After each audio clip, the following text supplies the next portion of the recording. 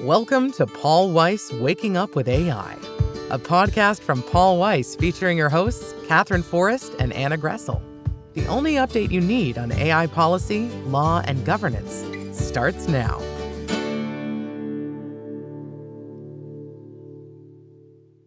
Hello, everyone, and welcome back to Paul Weiss Waking Up with AI. I'm Katherine, Forrest, And I'm Anna Gressel.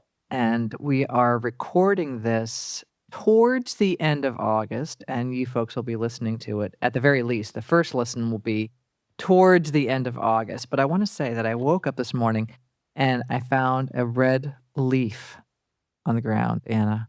A red leaf. It's amazing. I know, and it wasn't, like, colored by a small child, it was, like, colored by Mother Nature. It was like it had fallen from the tree, and I thought, "Oh, no, I can't do it. I can't do it. I can't do fall so soon." Back to school season has not hit you yet. You're not excited about your pumpkin latte, chai latte situation coming up? Oh, I can't do those because 'cause I've hit middle age, I can't do the extra calories, you know? I can only do a skim latte. That's it. That's my great pleasure Or in life. Starbucks? Right? And I can't even go to, like, the store and buy, like, new paper and pens because, like, who uses them? Me? Are you kidding? I've already ordered my notebook for fall. Oh my gosh. Actually, I bet you have. I bet you have. I do. I love hard copy notebooks and my, like, colored pens. I am still my 13-year-old self, as it turns out. So, roll with it. Well, hey, so this is gonna be like square peg in a round hole sort of segue, but let's talk about, like, change and how things have changed, and today, that change is gonna be in the context of coding, because I have wanted for a while to do an episode on AI and coding and how it really is causing a technological transformation in an area that probably 5 years ago we would have thought would have been less vulnerable to seismic technological shift than some others. Yeah, I think it is a great topic, and there's probably no area that we've seen be as affected from a job perspective as coding. We'll talk about that, but it's really kind of amazing, what people can do and how important it is. And I mean, I was just reading a post online about someone who was, coding. I mean, it's stuff that as a non-coder you would not think would be easy to do. And now with AI, there are a lot of opportunities opening up. So lots to dive into today. Yeah, so let's get into it. So we'll talk about what's happening with coding capabilities, some of the cyber issues that using AI models to code raises, and another topic that is really important, while we've got some shift where some of the, I'm going to call them newer coders, are being replaced by certain AI models, there has to be a way to continue to train humans for the ongoing human oversight that is still really necessary. So let's get into some of all that. Yeah, it is a lot of micro, a lot of macro. I think we have some ground to cover today. But first, I think it's worth spending a moment on kind of why this is all coming up now. I mean, why with generative AI is this even a discussion we're having? And just to start with one of the fundamentals of this, not to fully answer that question, when generative AI models were released, one of the important data sets that were used to train even early models were code. And that included GitHub and also other code that was, underlying websites. And a lot of that code got tokenized and ingested into even those early generation Gen AI models. Right. I mean, you tend to think when some of the, I'll just use an example, but if you had a scraper or a crawler that would go out and it would grab text, it was also grabbing what was around text. And what was around text from certain websites and just in certain applications was code. And it was everywhere. So that got pulled in. So you had both data sets of code, but you also had code that was actually code underlying applications that were actively being used. And all of that actually taught the models what they know about code. So we can think about it in terms of the model learning how to read and write in different coding languages. So, Catherine, I think an apt way to pick up, all of this discussion is to talk about your own forays into AI coding, because I know you have a little bit of a story to share with folks. An apt, I like that. Apt app. You get that? Yeah. Mhm. Well, my coding story is so pathetic, but it does show how really anybody can do this. And so what I did at one point, just opening up ChatGPT, was I thought, oh, well, can you really code? Can anybody really code? So I said in natural language, which is just sort of for me, it was just using an English prompt in the query bar. I said, can you draft for me a ping pong program? And it said, sure. And as it does, very enthusiastically. And it proceeded to, in Python actually, create a ping pong program. And you can sort of watch it just generate the code right there in front of you. And then what you do is you block copy it and then you put it into your computer and you would then execute. And then it created like a little executable ping pong program. So, first of all, I'm not a coder. I have zero experience in coding, but I was able to create this tiny little program that literally had like a ball going back and forth or like a little sort of pixel across the screen going back and forth that you could sort of use one of your backspace and then forward space sort of things to sort of hit. I don't want to tell you how good or bad I was at it, but I do want to tell you that it worked. So, anyway, that's my story of how really just using a natural language prompt can allow you to code. But, Catherine, I want to ask the question that all of our audience members, I'm sure, are asking themselves, which is like, are you a secret ping pong game whiz and we didn't know this about you? No, oh my god, I'm so terrible. I'm so terrible, and I'm one of the people who would get so frustrated with the ping pong balls that I would squish them. Oh, no, that was me as a kid for sure. Right? So I think that I gave birth to 2 children who probably, when they're trying to do beer pong, they're, like, challenged, and it's like it's all my fault genetically. But anyway, that was my foray into learning how to code through an AI tool, and it was really, though, pretty phenomenal because the natural language query allowed me to create something which I could then literally block copy into executable code. Yeah, and I think one of the things that's so impressive with AI coding is the step change we've already seen from the early models to where we are now, and that includes the fact that AI models can now not only write the code, right? Before they could certainly do that, but now they can check the code, trial run the code, fix errors in the code, and present it as a finished product, and some of that is about the agentic capabilities that are now being built into these coding products. Yeah, so explain that a little bit, why the agentic capabilities are sort of useful for this. Yeah, I think we've talked a lot about agents and the challenges around agents, but one of the things that is so powerful about them is that they can chain together different workflows.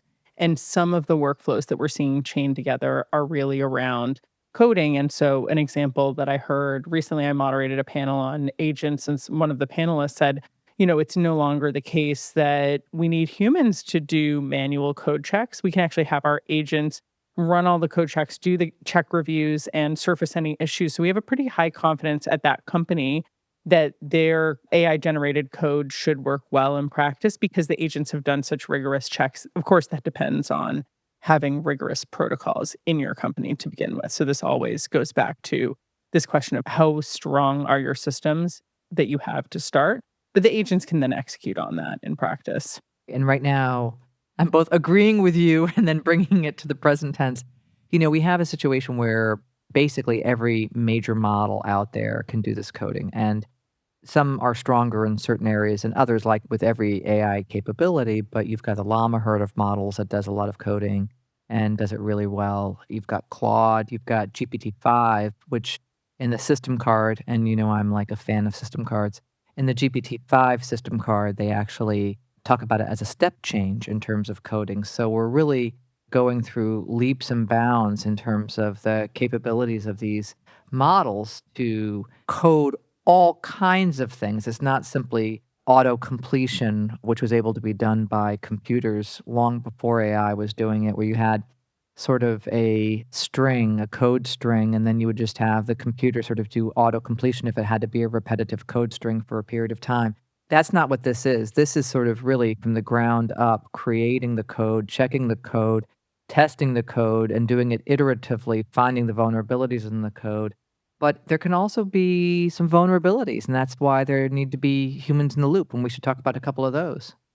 Catherine, you're definitely right. I mean, I think when we think about the risk surface around AI coding, vulnerabilities are the number one issue that we see come up all the time. And there are actually some really interesting reports that have come out on this recently that AI generated code can include vulnerabilities in them. And that's because they are drawing on information that was on the web about code, and that may include out of date information with vulnerabilities that have since been patched, or maybe even vulnerabilities that people have kind of maliciously put out there online in the hopes that they would be picked up and used to train these models. So it's a huge area of focus for folks in the security space right now, is kind of controlling for AI generated code vulnerabilities. And that's a place where, it's even a bigger risk if you don't have a sophisticated security function or a sophisticated set of data scientists that can kind of figure this out within your organization. So it's a watch this space kind of issue, but certainly one that, we know a lot of folks are really, really, really focused on these days.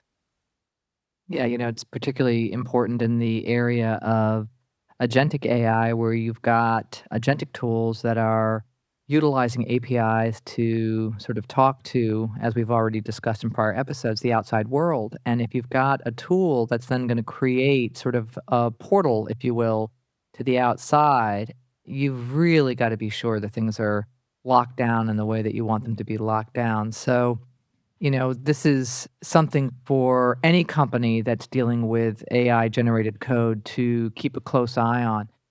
What's interesting is with all of this, even with some of the potential vulnerabilities, you can go online and you can see, and you read about it in the paper, you read about it in the Wall Street Journal, you read about it in the Wired and Verge. You can see how much code, though, is now being created, new code is now being created with AI tools. So I've seen statistics anywhere from 30% of all Microsoft code. If you go online right now, you'll see that in a variety of publications is created by, 30% of Microsoft code is created by AI models.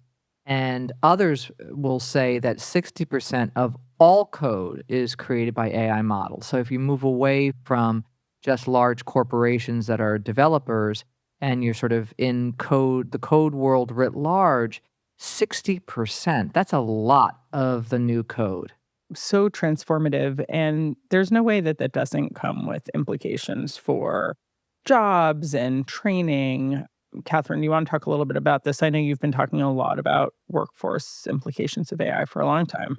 Yeah, this goes back to one of the themes of AI, which is we don't know how it's going to transform the workforce. And you don't want to get all despairing about what it's going to do to the workforce because we don't know what new jobs it's going to create. I always go back to my 2007 example of Steve Jobs saying there's an app for that, and nobody knew that there would be a whole world of app developers that was going to come into existence and make gazillionaires, and we don't know what the new jobs are going to be. But what we do know is that the coding domain for low-level coders is changing dramatically. And now you still have to have these coders and engineers who are at the sort of mid-level and the sort of human in the loop level who will understand what's happening with the code or can follow it and will know how to test it and know how to see errors and know how to recognize things. So you've got to be able to sort of jump into that kind of training without having them start necessarily in the same way. So it's going to be, I think, one of these really interesting areas where we're going to see some fundamental job market shifts where new coders aren't going to be needed in the same numbers that they've been needed in, but we're still going to need coders in the loop. And so that is not a job that is going away, but other industries are going to face the same kind of sort of change transformation, and we don't yet even know where it's going to come out. So I'm not going to make any predictions about it. I just know that we're going through a big transformation. I mean, for what it's worth, I feel like we are going to hit some amount of what I'll call the TikTokification of AI coding. Other people might call it, yeah, like people call it vibe coding. But I remember with TikTok, suddenly my little sister, who's like, much younger than me, suddenly she was editing videos like at the level of a professional editor. She just went out and was able to figure out how to do these things. And I think we're going to start seeing people much, much, much younger really dive into coding because there's no longer such a barrier at entry. So it's going to be interesting. There'll be different generations that are hit differently with this, and it may depend a lot on what they're trying to accomplish. Like maybe, creating apps or creating, fun code is something we'll have all children really able to do. But then to your point, some of these kinds of pieces of mastery will stay in other specific work functions or kind of generational groups. It's just really interesting to think about how this might play out over time. You're absolutely right. I mean, this vibe coding that you mentioned, VIBE, vibe coding. I mean, it's such a, what are we on? Gen XYZ, Gen Great Beyond, whatever it is. But, with vibe coding, it's sort of like, well, hey, let's do this and see if we can do that. And there's sort of a collaborative aspect to it where you're working with the AI tool and you're trying to get the vibe of a product and trying to work with the tool together. But it does allow people who literally are non-coders to create. And that's going to open up enormous opportunities for folks. And so perhaps that's where some of the people who were going to otherwise go into actually sitting in a dark room drinking, I used to say Mountain Dew, but I'm not even sure if Mountain Dew is around. I used to say, people who were sitting in a basement drinking Mountain Dew were coding all night long, but now they're going to be able to be vibing with their code and perhaps creating incredible new products with that code. So, Or people who would never become coders will be able to code. Like think about the archaeologist who might suddenly be able to create an archaeology program. absolutely. And this is all part of the policy shift, I think, or not part of, it happens to be coming at the same time, we'll say, is the policy shift that we've seen in the United States with the AI action plan, which, we talked about in a recent episode where it's focused on, in part, sort of having worker transformation, worker education, finding out the ways in which we're going to be able to have workers find their place in this new AI-centric technical domain that we're creating. Yeah, I actually had someone say to me recently that they would prefer to hire someone who is less good at the job but better at AI because they thought that that person would be able to learn faster. And I thought that was such an interesting point that we may start seeing a rebalancing of the skill mix that we're looking for. That could happen in coding, it could happen in other domains. But this question is really going to be, how important is AI, in anyone's job search, on anyone's resume? And I think we're just beginning that part of the conversation. Yeah, no, so true, so true. So the summary version of all of this is that, you've got these incredibly capable models now that can do all of this basic coding, and it's being utilized more and more. Mark Zuckerberg has made a number of statements that are publicly available. I'll let him speak for himself in terms of his statements, but about the way in which coding is going to become an AI domain. So we've got this acceleration happening, and a new world is going to be opening up with all of this in terms of the folks who were previously going to perhaps go into coding and may still go into coding, but but maybe in a different way. So it's a story really of acceleration, disruption, adaptation. It's the AI story. It's the first one that's going through such a dramatic and obvious change. Yeah, exciting, interesting, kind of tumultuous and disruptive all at once. So watch this space for sure. And thanks for joining us on Paul Weiss Waking Up with AI. Yeah, and look for the red leaves that are starting to come out in places like Maine and probably New Hampshire and Vermont and wherever our audience is far and wide. And we'll talk to y'all next week. Thanks for listening to Paul Weiss Waking Up with AI. Be sure to subscribe in your favorite podcast app to stay up to date on the latest in AI policy. law, and governance. For more information on Paul Weiss, go to our website at www.paulweiss.com.